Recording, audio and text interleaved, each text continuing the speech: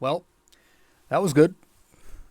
First, the Yankees picked up their first sweep not only of the Baby Bombers era, where they're 3-0, but their first time sweeping the Houston Astros since 2013, which is insane to me.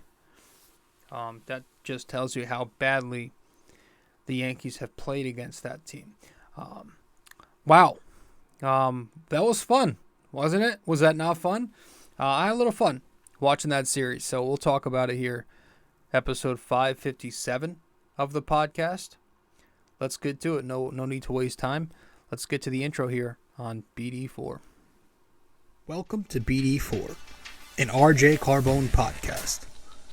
BD4, where there is no better way to get your Yankees and Knicks analysis.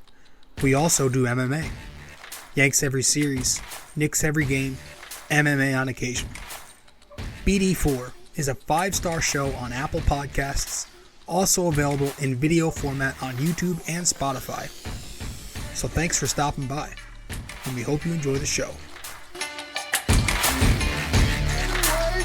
Champion of the world, turning, looking, see ya! Anthony for three, bang! That one goes down, and the game is tied! Time! Penetrates, creates, and showing some dexterity as well with the left hand. Yankees win!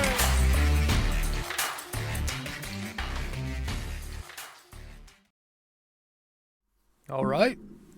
Welcome. We're not going to waste time. We're going to get into the series, talk about it. And we got a few talking points. So, the Yankees went into Houston this past weekend, and they took them on for 3 games, and they swept them. They swept the ever-loving shit out of the Astros. Playoffs or not, this team is still a team I hate. The Astros. I kind of worded that wrong. Whether the Yankees make the playoffs or not, and they're not going to, it still feels good to sweep the Astros. Not as good, but I will never like this team. It's much like when they play Boston. It's much like when they play those Rodons from Queens. I will never, ever, ever like those 3 teams, and Houston is a team I enjoy beating. So on Friday, first game of the series took place, where the Yankees ended up defeating the Houston Astros 6-2. Rodon went up against Verlander. This was the Amazon Prime game, and the Martian made his debut. He batted 5th in this game, and history was made. History was actually made a few times in this game. We'll talk about that. So in the top of the first, though, the Yankees make noise right out the gate. DJ LeMahieu leads off the game with a home run. It was actually a home run that was very identical to his home run in Game 6 of the ALCS a few years ago, which could have been such an iconic Yankee moment had the Astros not cheated, had Chapman not made that pitch to Altuve, right? But that made it 1-0. Stanton later draws the walk, and that brought up Jasson Dominguez.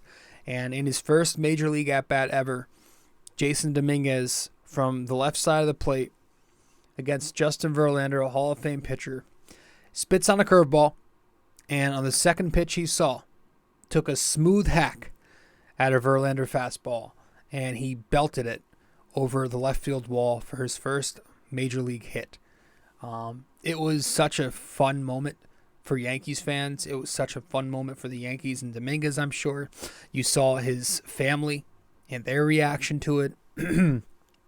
People were posting their own live reactions to the home run online. I saw John Boy's was pretty cool. It was really cool. And I want to talk more about Dominguez, and I promise we'll get to him later in the show as we get to awards. But that made it 3-0, the Jasson Dominguez home run. In the top of the second, Austin Wells gets his first at-bat, and he picks up a hit. Base hit to, I think it was right field, over Jose Altuve's tiny little head. And I like his swing. It's got a little slight uppercut to it. I like it. I think that could be tailor-made for Yankee Stadium. Bottom of the second, Houston does get one. It's Abreu hitting a home run off Rodon. This makes it 3-1. But the Yankees kind of break it open a bit in the third inning. Stanton goes deep off Verlander, makes it 5-1 Yankees. Bottom of the third, the Astros do get one back. It's 5-2 after Kyle Tucker rips an RBI double. But in the fifth inning, Judge becomes the fastest player ever to 250 home runs. He slugs his 30th home run of the season at the time. On the whole fastest home run thing to 250, I mean, I guess it's, what is it, by at-bats or games or something, but he is 31 years old and he's often hurt, so it's highly unlikely that goes anywhere. But if this dude was healthy for his entire career, there's no doubt in my mind he was going to be on his way to 700. Still has a shot to get 500 plus for sure. But it's pretty remarkable power nonetheless. I give him that, man. And he's got 31 right now in 83, 82 games. That's half a season, and he's got 31. So he's on pace to do just about what he did last year, which is hilarious.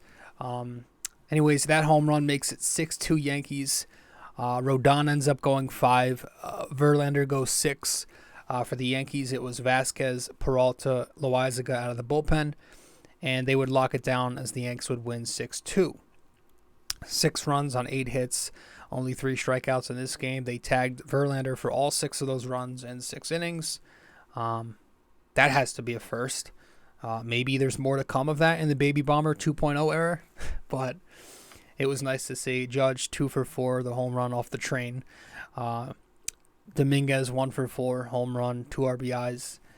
Was hitting the ball hard all night, all series, and I love that he was going the other way in this game. 2 times he put it in play the other way. Looked very aggressive up there. No strikeouts for him in this game. Wells 1 for 4 with a base hit. No strikeouts for him in his debut. And then Pereira also doubled in this game. Rodon, we'll talk more about him later, but he won 5 innings, 2 runs, 3 hits, a walk, a hit batter, 4 Ks, home run allowed, 92 pitches in the win. The bullpen, Vasquez went 2 clean, Peralta 2/3, no runs, and then Johnny Loaizaga an inning and a third, no runs. I like him in the 9th inning. Yes, please, more of that. Especially now with Ian Hamilton, unfortunately, out probably the rest of the way. Game 2 of the series on Saturday, the Yankees won over the Astros 5-4. This was fun. It was a close game. Much like the first one, but, it was kind of unexpected. You had Severino pitching, going up against Brown, and they had the Martian batting third in this game. This game was a little back and forth. It was good baseball. Top of the second, you had a little small ball for the Yankee youngsters, a bunch of singles and walks, and it was Peraza's bloop RBI single over Dubon's head, if that's how you pronounce his name, to score the first run of the game. And then Oswaldo Cabrera draws the bases-loaded walk with a great at-bat. That makes it 2-0 Yankees. Second inning, Severino, of course, gives it back. Brantley pulls a 2-run home run to right field to tie the game. Would have been a great Yankee, but I've sang that song enough the last half-decade. Sevy had a lot of pitches thrown this inning. I think he threw over 40. Just a lot of 2-strike fouling, and leaves the inning tied 2-2. Third inning, the Yanks do get it back again. Judge goes deep in his second straight game, 430 feet about. It's 3-2 Yankees. Bottom 4, Severino does it again. Gives the lead right back. This time it's a 2-run home run issued to Diaz. And it's 4-3 Houston. Top of the 5th, though, the Yankees take the lead. Judge draws a walk. Dominguez with a ground ball through the pull side. Judge goes from first to third, which was nice to see. Then you have Austin Wells with his first big league RBI. Makes good contact, lifts the ball to center field with the bases loaded, gets the sac fly. Judge tests out the toe again, this time tagging from third to home. Does it fairly easily. It's 4-4. And then it was Pereira with a 2-out base hit. An RBI single connecting on a fastball off the edge of the plate. That scores Dominguez from second base. And it's 5-4 Yankees. 1 second here. and that would be the score because Yankee pitching locked it down. Brito replaces Severino in the bottom of the fifth. Dominguez picked up his second career hit with a chopper through the left side of the infield in the sixth inning, similar to the first one, which was ruled an error, but this one was a hit. He had the Volpe, Wells, Pereira going down on K's in like the seventh inning there, but eighth inning, Brito was removed with 2 outs for Peralta. Hits the batter, ends up getting it done. Holmes closes it out in the ninth, and the Yankees win 5-4. So 5 runs, 8 hits, 13 strikeouts. Dominguez 1 for 5 with a strikeout. Did drive the ball hard to right field in his last at-bat in this game, but it was a few feet short. Might have been left field. I don't remember. But he could have had 2 hits when earlier in the game, again, he grounded one past the second baseman, but it was ruled an error. I was kind of wishing they gave him the hit, but makes sense. Wells was over 3 strikeouts, RBI. He had a rough night. Peraza, 3 hits, a double, an RBI. Excuse me. Great night for him. Good to see. Much needed. He had 3 hits in game 2. He had another one in game 3. Volpe was on base 3 times in this game. And he made an excellent Jeter-esque play in this game at shortstop, going to his right, making the quick release to get the runner at first. It was a really nice play by Volpe. Trying to think what else. Oswaldo, RBI and a walk in this game, and then Judge, again, home run number 31 on the year in this game. Severino ended up going 4 innings, 4 runs, 6 hits, a walk, 3 strikeouts, 2 home runs issued. He wasn't good. I do feel like Boone left him out to dry there. He was clearly out of gas. He was clearly out of gas in the 4th inning there with all the foul balls from this game. A lot of foul balls in this game, just driving up his pitch count. He ended up throwing 104 pitches across 4 innings. I mean, that is, come on, man. No better. But Severino's got to also be better. It turns out that maybe pitching against Detroit and Washington was just him pitching against Detroit and Washington, right? He was not the same in this game. He didn't look as confident with the fastball. Was going off speed a lot more than usual. But, yeah, 4 innings, 4 runs for Sevy. The bullpen, Brito, 3 2/3, no runs. I like him in this role. More on Brito later. Peralta, a third of an inning, no runs. Holmes, an inning, no runs. That was a shocker. No, with all that's gone on with Clay Holmes lately, he comes into this series and he does a nice job against a lineup like Houston. In this game, he's on the road, 1-run game in the 9th inning against the Astros, and he gets the job done. Game 3, the Yankees win 6-1 last night. King versus Javier on Sunday Night Baseball for the Martian. And all the kids propelled the Yankees to the win in this game. This was a very prospect-driven game and rookie-driven game. On the bottom of the first, the Astros strike first, though. A couple of base hits, and then you have the Tucker sac fly. Second inning, King bounces back, gets the ground ball double play to end the inning with a sinker to Dubon. And then in the 5th inning, King and Wells get that nice strike him out, throw him out play. It was nice to see that from Austin Wells.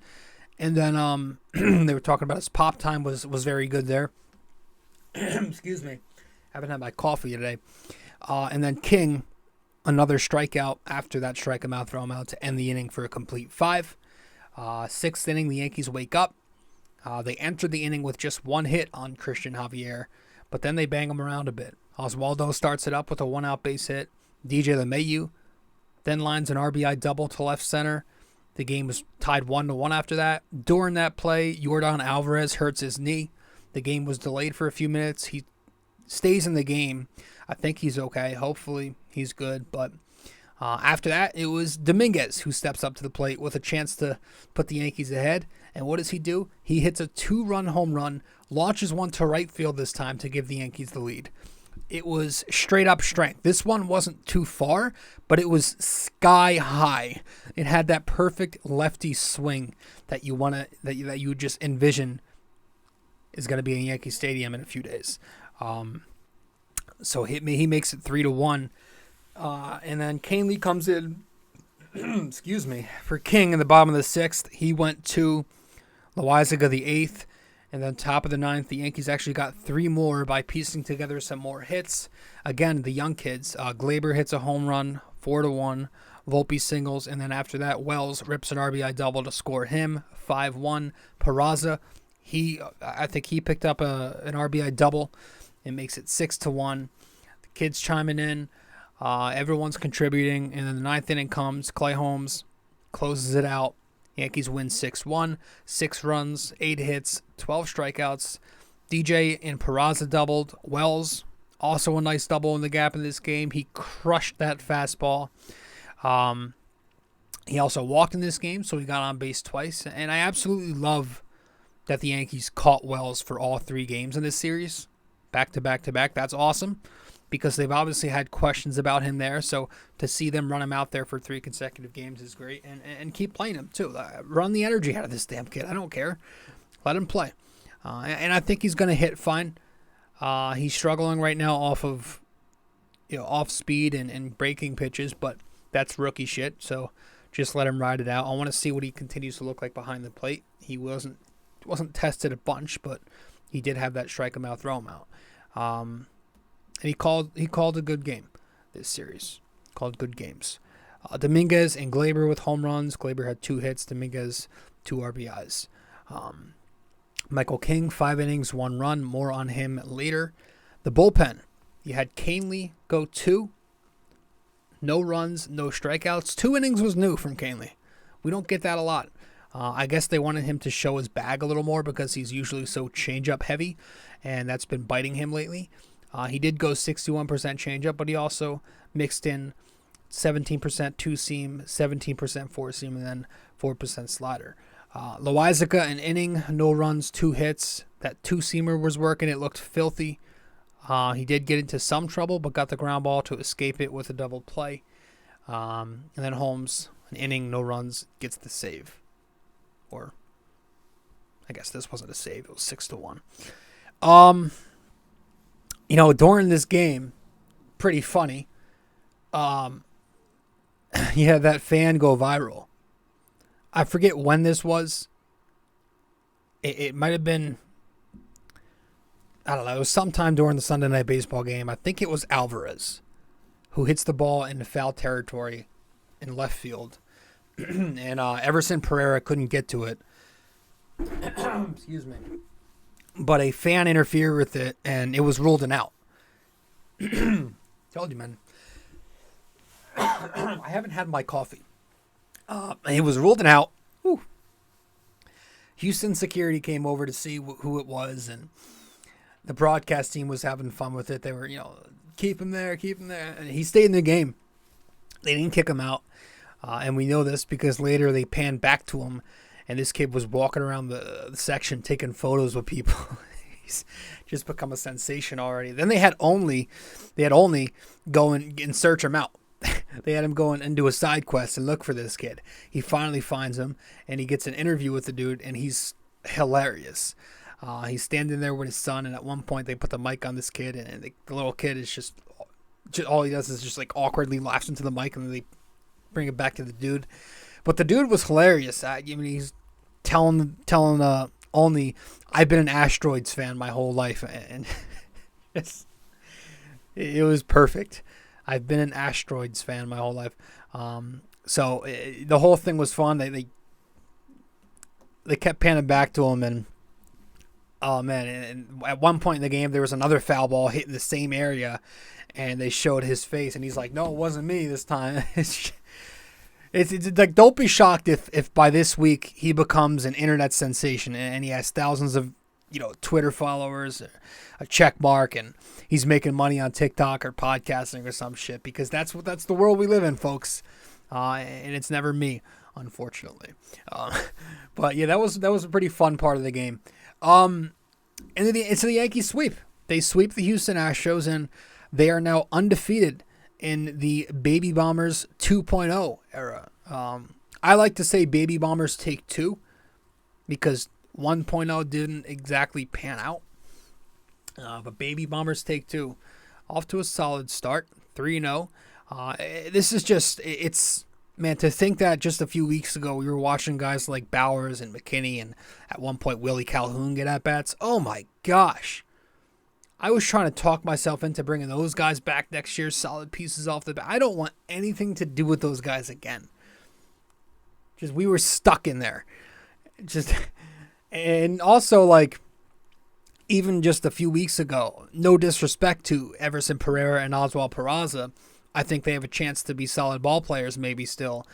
But when they got called up, I thought that'd do a lot more. That did zero for me. It did zero. I'm not going to lie to you. This, though, this was awesome. I have a lot of respect for Harrison Bader. I like the dude. He's good. He's cool. He's fun to root for. I'll always respect him for his postseason last year. But when I read the news that Harrison Bader got waived last week, I jumped higher than I've ever jumped. And my out-of-shape ass is approaching 30 years old, 6 feet, maybe 226 pounds. Okay? Dude, the Yankees called up two of their top guys. They called up the Martian. This is a kid we've been hearing about since he was 16 years old. He's 20 now. Just imagine, like, what could have been if the Yankees called these kids up earlier than Friday. It could have, if they did that, they called them up even just early August. It could have been way more than just a punt, right? And I don't care if you don't think they were ready by then, because I don't believe in this fake harm that some people do, that if you promote a guy to the major leagues, that he's eventually, gonna, like, hurt his career. Like, I think you simply send him back down if you called him up in early August and he wasn't good. Like, stop. You could have done it after July ended. August 1st, you could have given them a shot because they were in it. It was 5-6 games out of the wild card by then. Who knows? Who knows? Man, it just would have been so much to have the Yankees do this after July if they just went full-on youth. Because, like, every time I get too excited, like, I caught myself during this Houston series getting so excited, and then I'm like in the back of my head, fuck, damn it. Because at this point, they're out there just playing for pride. And maybe you could say that's why they're thriving right now, because these are meaningless games with no pressure. But I am a believer in shaking things up when a shakeup needs to happen. And that's the opposite of insanity, right? And this is what youth gets you. I believe that youth gets you energy, competitive ball, momentum. They played good baseball. They played a nice, solid brand of baseball this series. 17 runs, which is 5.7 per game. And just a lot of good at-bats, even the ones that didn't produce anything. They were just good at-bats from these kids. And when was the last time the Yankees played like this, where they scored runs, they hit homers, but they also mixed in singles and doubles, and they pitched well, and they played good defense? Like, they never played this balance. They went into Houston, the defending champions, a team that's obviously given the Yankees fits over the last 5, 6, 7 years, and they swept them comfortably. And the good thing is now we get to see these kids go back home to Yankee Stadium, making their debuts there this week against the Tigers. That'll be cool. I'm sure they're going to get a nice hand. It's going to be cool seeing them in Yankee pinstripes on Tuesday. I just hope that, eventually they have cooler numbers to wear, but I know that won't be until 2024. And I don't want to do this because I've been trying to stick it to these morons, but I kind of want to go to a game just so I can see this kid, the Martian. And I know that's biting the bait, right? I'm biting Hal's bait, but shit, man. If I have to say fuck it and concede, I might have to. I might have to get to a game before this season ends. Because this kid is going to be box office. I believe so. I think he's must-watch TV. But I was thinking about it, and I don't want to say is this a bad thing in the end? Because I don't want the Yankees thinking they need minimal change now. Right? I don't want the Yankees thinking, okay, we're in good hands. We've made up for it. Like, I don't want fans just being distracted. I still want that Fire Cashman night on the 22nd to happen. I don't want Cashman taking any less slack. I don't want Hal taking any less slack. Hal didn't call up these kids for any other reason than getting people to still come to the ballpark so he can make his money. If you think it's anything else, you're incorrect. And again, I might bite the bait on that and come. But I don't want them thinking Boone can now stick around, and Cashman probably thinks he's a genius for doing what everyone says should have happened forever ago, right? For cutting Donaldson a season too late, for getting Bader out of there a month too late after the deadline. He probably thinks he's so smart and it's all going to be okay now. And I'm scared about that a little bit. Maybe it's the opposite, and maybe this wakes the front office up and they're like, oh, wow, going youth is good. And I still hope they go out there, though, and they have a productive offseason. For Christ's sake, we swept the Astros in a series. Good job. You went 3-0 in a series. I'm acting like we already had a big September. But I just want the main goal to still be building this team back into a World Series competitor. And for that, I still think you have to do what I've been saying the last few weeks. I still think you need to go out and find a blend of playing your youth, but also spending a bit. I still think you go out and grab Bellinger. You put Bellinger next to Dominguez. You put Dominguez next to Judge. You have Austin Wells start at catcher next year for you. You have Trevino as the second shrink because he's still a platinum glove guy. And I would still like to sign a third baseman, preferably Heimer Candelario. That's my plan A right there. That's what I'm doing. I'm having Bellinger, Dominguez, Judge left to right. And then in the infield, I'm going Heimer, Volpe, Torres, Rizzo, Wells. Obviously, this would mean Pereira and Peraza need to start hitting more so they can build trade value and get us some assets. You could also try moving Torres in the offseason, slide Peraza to second base if you want. I love him and Volpe up the middle. I would not hate that. I wouldn't hate keeping Torres, though, at this point because he is a good offensive player. Maybe you just got to live with the low IQ. But that's if you do things like that, if you do that plan, that's a blueprint that I think could field you a very solid, very competitive team still that could get back on track. Because, again, the trick is just to find the right blend. It's risky going with too many rookies, but it's also risky spending on everybody. So you have two rookies in Dominguez and Wells. You'd have sophomore Anthony Volpe next year, and you got two guys in the prime of their careers in Torres and Bellinger. Those are all guys right there in their 20s. That's 5 guys in your 9-man lineup in their 20s. And if you can move some of the vets like DJ, like Rizzo, Stanton, you have to you must try to do that. But if not, I guess Stanton stays at DH. You hope DJ keeps hitting under Sean Casey, but in a lesser role, not every day. And hopefully that concussion that Anthony Rizzo suffered was the only reason that he was struggling, and hopefully he's still productive next season after all. But someone also brought up an interesting point to me the other day, if I'd rather keep Oswaldo or Kiner Falefa. And both could still be here next year, but if you think about it, they both now play that same utility role. And you also got DJ doing that a little bit, so they might not all be back. And before the season, IKF was stapled in as that only utility guy, and Oswaldo was kind of split in left field with Hicks. But I don't want IKF starting every day. And if you do keep him, do you want to pay $6 million for a guy to come off the bench?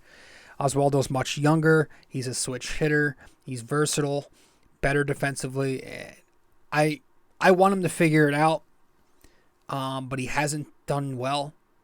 So I don't know. That's another question the Yankees are going to have to figure out about their bench and stuff. But it's also going to be interesting because I was thinking about, going back to the outfield here. Spencer Jones, obviously, when the Martian got promoted a few days ago, Jones got promoted to Double-A. He's in Double-A right now. I'm sure sometime, I think he was actually promoted a little earlier than that. Was he promoted to Triple-A? Hold on a second. He might have been. I know he was recently promoted to Double. He had a grand slam in his first at-bat somewhere.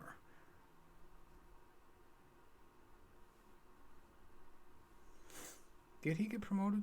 Spencer Jones. No, Double-A.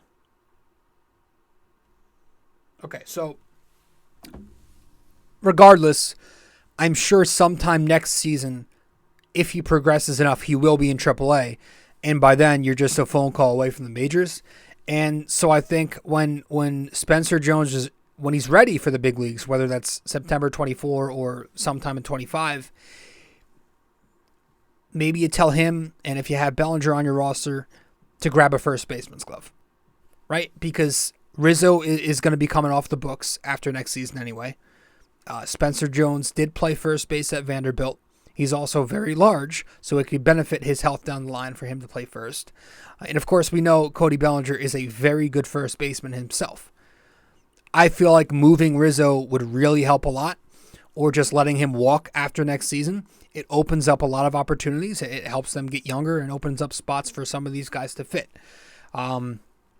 So all in all, good, young, homegrown talent can really change the energy a lot, as we are seeing. You don't have to worry about cutting payroll in the offseason if they pan out, resetting the tax and paying all these guys yet. You plug them in and they'll play for you, right? But you still have to go be the Yankees and spend. Pony up a little bit. Stop worrying about a tax penalty. And maybe worry about fielding a championship team first. And I think that's still possible to do within the next 6 to 8 months if the Yankees do this thing right. So, we'll see what happens. I don't know, 6 to 8 months, whenever April is from now. But I want to talk about another part of this team. When we return, in specific, when we get back, I want to talk about Carlos Rodon. Because, we'll talk about it. Stay with us. Be right back here on BD4, episode 557. We appreciate you sticking around and listening so far. When you have a chance, be sure to open YouTube to subscribe, like, and comment. And if you're already watching on YouTube, be sure to head over to Apple Podcasts and give us a 5-star review. We appreciate your feedback and are always looking to improve. Now, with that all said, let's get you back to the show.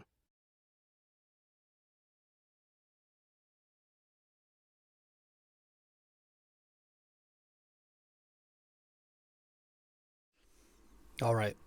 Welcome back to the show. Welcome back. I'm your host, RJ Carbone. So I'm a little worried about Rodon. I know he pitched fine this series. I know he does well against Houston. 1 second. Take the charger out. Hopefully it didn't fuck up my shit. He was fine. I'm sorry. I still need more. He has yet to instill confidence. He still labors a lot. Not finishing batters off. High pitch count. On Friday, he had 92 pitches. He gave up a ton of extra base hits again. A double to Pena. Hold on. All right. Sorry, I lost track for a second because I had to go step outside and do something for about 5 minutes. But, what was I saying? A lot of extra base hits. Double to Pena. One to Tucker as well, double. Home run allowed to Abreu. He's allowed 17 extra base hits this year in total, which has given him a .475 slug, opponent slugging. And this leads me to what I've also been saying on him a lot. It's just odd seeing him pitch to contact so much because that's not who he's been in the past. This was the 5th time in 9 starts where he's had less strikeouts than innings pitched. And that seems like a nitpick, but when you think about it, this was a guy who averaged 13 strikeouts per 9 and then 12 strikeouts per 9 in his 2 seasons prior to New York. That's a little scary to see that drop all the way down to 7. So I know Houston has a tough lineup, but again, just not being able to finish batters off has been a theme beyond the Houston start. I don't want to give him too much shit because at the end of the day, 5 innings, 2 runs is not terrible, but we did get this guy to be an ace right next to Cole, did we not? He's not being paid $160-something million to be a 5-and-fly guy all the time. I'm sorry. I know we're in 2023. We're a lot softer. We're in this player infatuation era where we obsess over guys like never before, and it's all about Twitter narratives, and these 17-year-olds spend their times with dedicating their accounts to these guys like they're heroes, but I don't do that. I shoot the shit how it is, and Carlos Rodon has not been doing the job for me. I mean, think about it. He's going through his hottest stretch as a Yankee right now, and that's 2.87 ERA, 15.2 innings, 3 starts.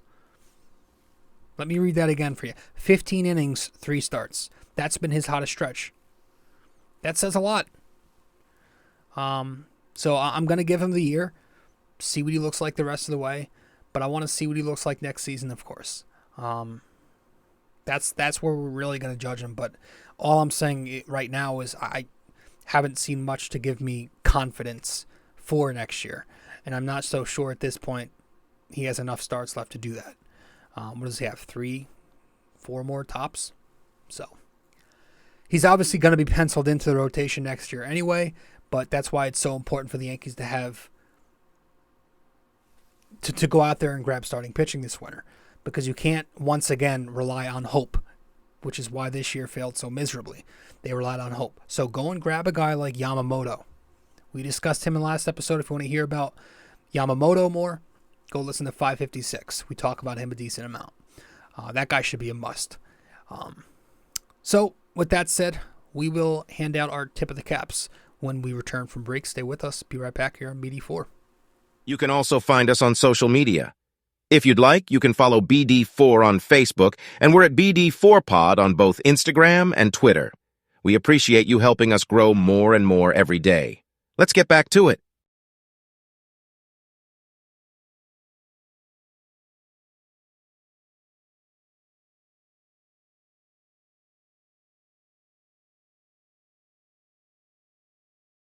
If you have time in the day, or maybe just prefer old-fashioned reading over listening, then you can always follow along and subscribe to BD4 Blog by going to BD4blog.com. We're not on there as often, but when we do post, it's just as entertaining, opinionated, and passionate as we are on this podcast. Thank you so much. And let's keep on with the show. All right, welcome back to the show. I'm your host, RJ Carbone. You are listening to episode 557 of the podcast. Let's tip our caps. And we're going to start off by tipping our caps to a guy who's getting his first one in his first MLB series, Jasson Dominguez. I'm tipping my cap to you. Jasson Dominguez this series, 3 hits, 231 average, 2 homers, 4 RBIs already in these 3 games. A couple strikeouts, 3 runs scored, 9 total bases, and a 923 OPS so far. Yeah, I mean, we've spoken throughout the episode about him already with a big league moment under his belt. 2 really, but, you know, getting a homer later in the game, giving your team the lead there, that was awesome. I think he's going to be a phenom soon. I do. That swing is so smooth. I'm excited to see what he looks like from the other side of the plate too now, but it's smooth. He puts it in play very often. He hits it hard every single time, man. Gosh, he was hitting it hard all series. Holmes was gushing over that shit. I like that he makes adjustments. You know, he's shown so far that he can hit the off speed. We know he mashes fastballs, but he's hitting the off speed too. I don't want this to be Gary 2.0 again, because I feel like that's coming. I feel like he's about to go absolutely bonkers and run off 15 homers this month. But I hope the latter part of it doesn't come, where I just hope he finds consistency and sustainability. And if he does, my gosh, I think he's legitimate. I do. I think he's the real deal. Sometimes you could just tell a ball player by looking at him, by watching him take a few live swings, and Dominguez looks and feels the part. He looks comfortable. He looks like he just has it, right? He's his first big league series, and he's already getting the cap tip from us. So, also respect to him, man, for ditching the translator. He tried that in the first game, but he made an attempt to speak to the media himself after that, and I respect that. That's awesome. You know, take the Gleyber Torres route. I'm always going to respect that. I mean, if he hits, I couldn't give 2 shits about how he speaks to the media. But I do have an admiration for guys who work hard to learn the language and communicate with the press. So respect to Jasson for that. So he gets a tip of the cap. And then going to the starting rotation this series, Michael King. Tipping my cap to Mike King, who had a good start in the final game of this set. 5 innings, 1 run, a strikeout. I don't think that's right. 1 strikeout might be incorrect. So, I don't know. I don't think that's correct. There's no way he only had 1. 5 innings, 1 run. Looks good, man. Started going from the windup halfway through his start last night, which was pretty funny. I think he finally realized, oh, wait, I'm starting. But, yeah, it was good to see him finally go a complete 5. Glad to see that. They were building him up, and maybe we can get to the 6 next time out. Yeah, it's going to be interesting. Do you keep him as an elite reliever? And then if you don't, what's his ceiling as a pitcher? Is it a number 5 as a starter? Is it a number 5 pitcher? Who is he as a starter? I guess that's why we're doing it now, though, and hopefully spring training 2024 to find out more. Because if he's going to be like a number 5 starter, then what's the point? I would rather have him in the pen. But if he can be a top-of-the-line pitcher out of the rotation, whew, that changes shit. Last but not least, let's tip our cap to Clay Holmes. That's the 9th, by the way, for Michael King. Clay Holmes. Pitched 2 innings this series. 2 different games. Game 2 and 3. No runs, a strikeout, 1 hit. 30 pitches, 19 strikes, gets a save in this series. It was a nice bounce-back series from Clay. He struggled a lot lately. He has not looked good, and I still don't like him as a closer and never, ever, ever will. But it was nice to see him close it out twice against a tough Houston lineup on the road. So credit to him, and hopefully he ends the year on a high note. And real briefly before we wrap this up, a quick shout-out to Johnny Brito, because I was going to give him one, but listen, I've given Johnny Brito shit. I don't love his starts, but I hope the Yankees are seeing what I'm seeing here. Johnny Brito can pitch. He can pitch. He is perfect for this relief pitching role. No more starts for Johnny Brito. I think you let him come out of the bullpen. Brito as a starter this year has a 6.32 ERA in 52 2/3 innings. Brito as a relief pitcher this year has a 1.27 ERA in 21 1/3 inning. I think it makes sense. Why not turn him into a reliever? He's a 2-pitch pitcher anyway. He's fastball changeup. Doesn't really have a third pitch. He can go multiple innings out of the pen. You're already attempting to move King off that multiple inning relief role and have him start. So maybe what the Yankees are doing is slowly molding Brito into King's original role and vice versa. And I wouldn't hate that. So, shout out to Johnny Brito. Let's wrap this up with our trivia question when we return. Stay with us. Be right back. Studio 69 Productions is a production company that allows content creators of all genres to market their podcast or whatever project they're working on. It's an online platform that will promote your content, no problem. All you have to do is get in touch with film director and podcast producer Leo Rodriguez from Say No More Podcast, and you're good to go. You can find him on Instagram at Studio 69NJ, Studio 69 Productions, where dreams are heard and born.